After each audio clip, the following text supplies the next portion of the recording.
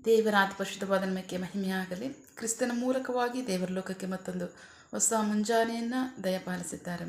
ಹಾಗಾಗಿ ನಾವು ದೇವರಿಗೆ ಕೃತಜ್ಞತ ಹೃದಯ ಉಳ್ಳವರಾಗಿರೋಣ. ಈ ದಿನದ ಧ್ಯಾನ ದೇವರ ವಾಕ್ಯ ಎಹೆಜ್ಕೇಲ ಪ್ರವಾದಿ 33ನೇ ಅಧ್ಯಾಯದಲ್ಲಿ 7ನೇ ವಾಕ್ಯ. ಆದ್ದರಿಂದ ಓ ನರಪುತ್ರನೇ, ನಿನ್ನನ್ನು ನಾನು ಇಸ್ರಾಯೇಲ್ನ ಮನೆತನದವರಿಗೆ ಕಾವಲುಗಾರನನ್ನಾಗಿ ಇಟ್ಟಿದ್ದೇನೆ. ಆದ್ದರಿಂದ ನೀನು ನನ್ನ ಬಾಯಿಯ ವಾಕ್ಯವನ್ನು ಕೇಳಿ ನನ್ನಿಂದ ಅವರನ್ನು ಎಚ್ಚರಿಸು. ದೇವರಿಗೆ ಸ್ತೋತ್ರ. Prophet Ezekiel chapter 33 word 7. Now mortal man, I am making you a watchman for the nation of Israel. You must pass unto them the warning I give you. ದೇವರಿಗೆ ಸ್ತೋತ್ರ. ನಾವು ವಾಕ್ಯ ಭಾಗ ನೋಡ್ತಾ ಇದ್ದೀವಿ. ಪ್ರೀತಿ ದೇವ್ರ ಮಕ್ಕಳೇ, ದೇವರು ಹೇಳ್ತಾ ಇದ್ದಾರೆ ಆದ್ದರಿಂದ.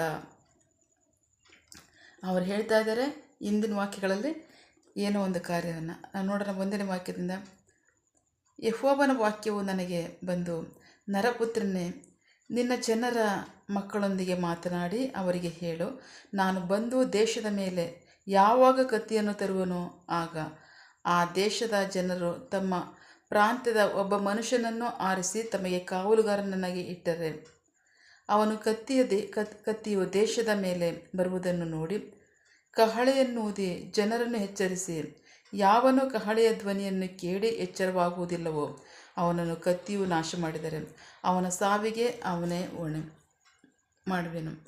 ಏಕೆಂದರೆ ಅವನು ಕಹಳೆಯ ಕೊಂಬಿನ ಕೂಗನ್ನು ಕೇಳಿಯೂ ಎಚ್ಚರಗೊಳ್ಳಲಿಲ್ಲ, ತನ್ನ ಸಾವಿಗೆ ತಾನೇ ಕಾರಣವಾಗುವನು. ಎಚ್ಚರಗೊಂಡಿದ್ದರೆ ತನ್ನ ಪ್ರಾಣವನ್ನು ಉಳಿಸಿಕೊಳ್ಳುತ್ತಿದ್ದನು. ಆದರೆ ಕಾವಲುಗಾರನು ಕತ್ತಿಯನ್ನು ನೋಡಿ ಒಂದು ವೇಳೆ ಕಹಳೆಯನ್ನು ಊದದೆ ಜನರನ್ನು ಎಚ್ಚರಿಸದಿದ್ದರೆ ಆಗ ಕತ್ತಿಯು ಬಂದು ಅವರೊಳಗೆ ಯಾರೊಬ್ಬನನ್ನಾದರೂ ತೆಗೆದುಕೊಂಡರೆ ಅವನು ತನ್ನ ಅಕ್ರಮಗಳಲ್ಲಿ ತೆಗೆದುಕೊಳ್ಳಲ್ಪಡುತ್ತಾನೆ. ಆದರೆ ನಾನು ಅವನ ಸಾವಿಗೆ ಕಾವಲುಗಾರರನ್ನೇ ಹೊಣೆಯನ್ನಾಗಿ ಮಾಡುವೆನು. ದೇವರಿಗೆ ಸ್ತೋತ್ರ. ನಾವು ವಾಕ್ಯ ಭಾಗ ನೋಡ್ತಾ ಇದ್ದೀವಿ. ಪ್ರೀತಿ ದೇವ್ರ ಮಕ್ಕಳೇ, ವಾಕ್ಯ ಭಾಗದಲ್ಲಿ ಕರ್ತನ ಸರ್ವಶಕ್ತನ ದೇವರು ಮಾತನಾಡ್ತಾ ಇದ್ದಾರೆ. ಏನಕ್ಕೋಸ್ಕರ ನಾನು ಕಾವಲುಗಾರನ ಇಟ್ಟಿದ್ದೇನೆ ಅಂತ ಹೇಳ್ತಾ ಇದ್ದಾರೆ. ದೇವರಿಗೆ ಸ್ತೋತ್ರ. ಆ ಕಾವಲುಗಾರನೇನಾಗಿದ್ದಾನೆ, ದೇಶಕ್ಕೆ ನಾನೊಬ್ಬ ಕಾವಲುಗಾರನ ನೇಮಿಸಿದ್ದೇನೆ. ದೇಶ ಅವಿಧೇಯವಾದಂಥ ಸನ್ನಿವೇಶದಲ್ಲಿ, ನನಗೆ ವಿರುದ್ಧವಾಗಿ ಜೀವಿಸ್ತಕ್ಕಂಥ ಸನ್ನಿವೇಶದಲ್ಲಿ ಯುದ್ಧ ಏನಕ್ಕೋಸ್ಕರ ನಡೆಯುತ್ತೆ? ಒಬ್ರಿಗೊಬ್ಬರಿಗೆ ಪರಸ್ಪರ ಅನ್ಯೋನ್ಯತೆ ಸಾಮರಸ್ಯ ಇಲ್ಲದಿದ್ದಾಗ, ವೈಮನಸ್ಸಿದ್ದಾಗ, ಪರಸ್ಪರರಲ್ಲಿ ಹೊಂದಾಣಿಕೆ ಇಲ್ಲದಾಗ. ಸೊ ಈಗ ಮನುಷ್ಯರಲ್ಲೇ ಆ ರೀತಿ ನಡೀತಿರ್ಬೇಕಾದ್ರೆ ದೇವರು ಏನು ಹೇಳ್ತಾರೆ, ನನಗೆ ವಿರುದ್ಧವಾಗಿ ಇಷ್ಟಾನುಸಾರವಾಗಿ ಜೀವಿಸುವಂಥ ಸನ್ನಿವೇಶದಲ್ಲಿ ನಾನು ಅವ್ರ ಮೇಲೆ ಕಷ್ಟಗಳನ್ನು, ರೋಗಗಳನ್ನು, ಉಪದ್ರವಗಳನ್ನು ತರ್ತೇನೆ. ಸೊ ಆಗ ತರುವಂಥ ಸನ್ನಿವೇಶದಲ್ಲಿ ಅವರು ನನ್ನ ಮಾತನ್ನು ಕೇಳಿ ಎಚ್ಚೆತ್ತುಕೊಂಡ್ರೆ ಅವ್ರ ಅಪರಾಧಗಳನ್ನ ಬಿಟ್ಟು, ಅಕ್ರಮಗಳನ್ನ ಬಿಟ್ಟು ನನ್ನ ಕಡೆ ತಿರುಗಿ ನಂಬಿಗಸ್ತರಾಗಿ ವಿಧೇಯರಾದರೆ ನಾನು ಸಹ ಅವ್ರನ್ನ ನಂಬಿಗಸ್ತರನಾಗಿ ನಡೆಸ್ತೇನೆ. ದೇವರಿಗೆ ಸ್ತೋತ್ರ. ಅವರು ನನ್ನ ಮಾತನ್ನು ಕೇಳು ಸಹ ಅವರು ಅವಿಧೇಯರಾಗಿ ಜೀವಿಸಿದರೆ ಅವರ ತಪ್ಪಿಗೆ ಅವರೇ ಹೊಣೆ ಆಗ್ತಾರೆ, ಅವರ ಅಪರಾಧಕ್ಕೆ ಅವರೇ ಹೊಣೆ ಆಗ್ತಾರೆ, ಅವ್ರ ಸಾವಿಗೆ ಅವರೇ ಹೊಣೆ ಆಗ್ತಾರೆ. ಒಂದು ವೇಳೆ ನನ್ನ ಮಾತನ್ನು ಕೇಳಿ ಅವರು ಎಚ್ಚೆತ್ತುಕೊಂಡ್ರೆ ಓಕೆ, ನನ್ನ ರಕ್ಷಣೆಗೆ ಅವ್ರು ಬರ್ತಾರೆ. ಈಗ ಕಾವಲುಗಾರನು ನನ್ನ ಮಾತನ್ನು ಕೇಳು ಸಹ ಅವ್ರನ್ನ ಎಚ್ಚರಿಸ್ತಿದ್ರೆ ಏನಾಗುತ್ತೆ? ಜನರು ತಮ್ಮ ಅಪರಾಧಗಳಲ್ಲೇ ನಾಶ ಆಗ್ತಾರೆ.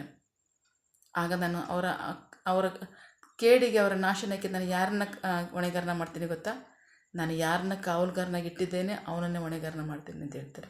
ದೇವರಿಗೆ ಸ್ತೋತ್ರ. ಈ ವಾಕ್ಯ ಈ ಪುಸ್ತಕದಲ್ಲಿ ದೇವರು ಈ ವಾಕ್ಯ ಭಾಗವನ್ನು ಆಗಾಗ ಎಚ್ಚರಿಸ್ತಾ ಇದ್ದಾರೆ.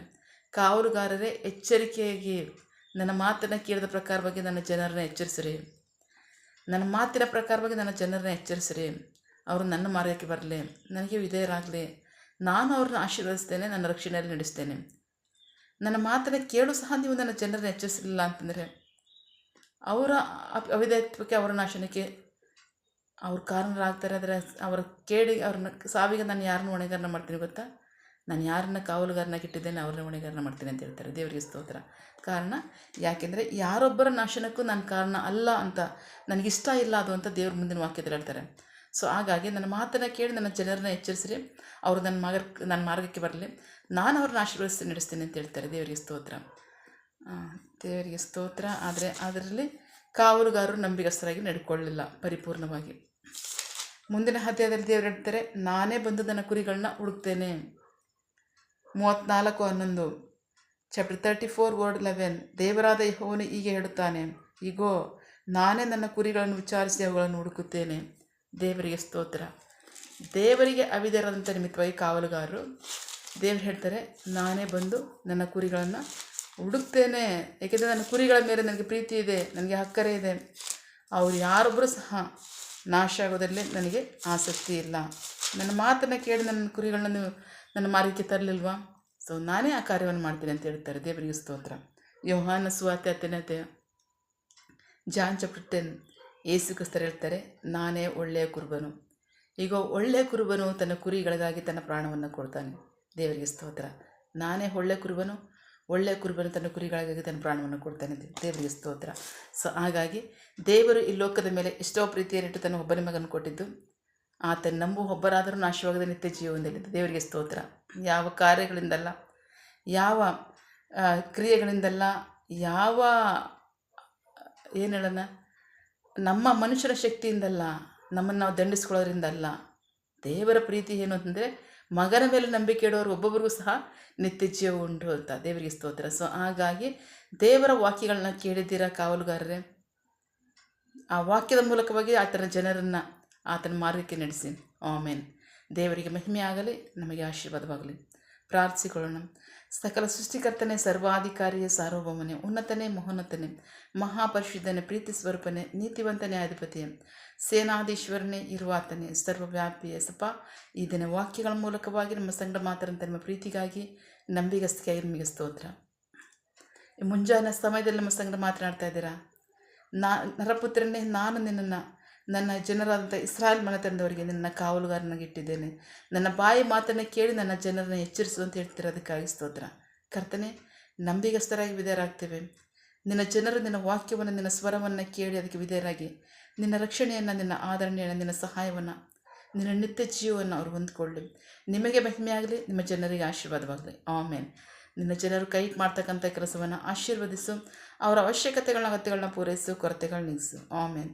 ಯಾವ ಕಾರ್ಯದಲ್ಲಿ ಅವರು ನಿರೀಕ್ಷೆಯುಳ್ಳವರಾಗಿದ್ದಾರೆ, ಆ ಕಾರ್ಯದಲ್ಲಿ ತಕ್ಕ ಸಮಯದಲ್ಲಿ ನಿಮ್ಮ ಚಿತ್ತಾನುಸಾರವಾಗಿ ಅವರನ್ನು ಹೊಂದ್ಕೊಳ್ಳಿ. ಆಮೇನ್. ನೀವು ಹಾಗೆ ಮಾಡೋ ಪ್ರೀತಿಗಾಗಿ, ನಂಬಿಗಸ್ತಿಗೆ ನಿಮಗೆ ಸ್ತೋತ್ರ. ನಮ್ಮ ಪ್ರಾರ್ಥನೆ ನೀವು ಕೇಳಿದ್ದೀರಾ, ಅದರಂತೆ ನಡೆಸ್ತಿರೋದಕ್ಕಾಗಿ ಸ್ತೋತ್ರ. ನಮ್ಮ ಪ್ರಾರ್ಥನೆಯನ್ನು ನಮ್ಮ ರಕ್ಷಕನಾದಂಥ ಯೇಸು ಕ್ರಿಸ್ತರ ಅತಿ ಪರಿಶುದ್ಧವಾದ ನಾಮದಲ್ಲಿ ಪ್ರಾರ್ಥಿಸಿ ನಿಮ್ಮ ಪಾದಗಳು ಸಲ್ಲಿಸಿ ನಾವು ಬೇಡುವಂತಿದ್ದೇವೆ ನಮ್ಮ ಜೀವಳ ತಂದೆ. Amen. God bless you all. ದೇವರು ತಾನೇ ಇದರ ವಾಕ್ಯಗಳ ಮೂಲಕವಾಗಿ ನಮ್ಮ ಸಂಗಡ ಮಾತನಾಡಿದ್ದಾರೆ, ನಮ್ಮನ್ನು ಆಶೀರ್ವದಿಸಿದ್ದಾರೆ. ಆಮೇನ್. All the best.